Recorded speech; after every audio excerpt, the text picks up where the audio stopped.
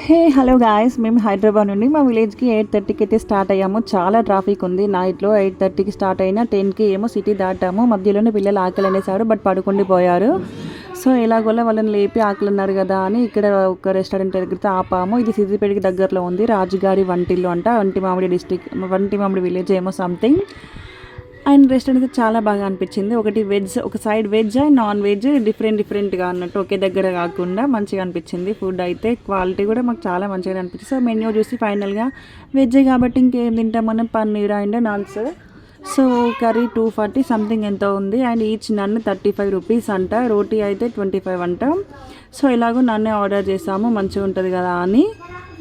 So ఫైనల్గా ఇలా తింటున్నాము.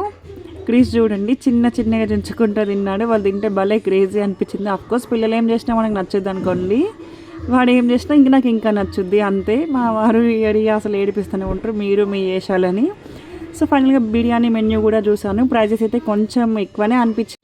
మీరు ఎప్పుడైనా ఈ రెస్టారెంట్ దగ్గర ఆగారా? నచ్చితే మా వీడియోని లైక్ చేయండి, షేర్ చేయండి అండ్ సపోర్ట్ చేయండి. సబ్స్క్రైబ్ చేసుకోండి. Thank you.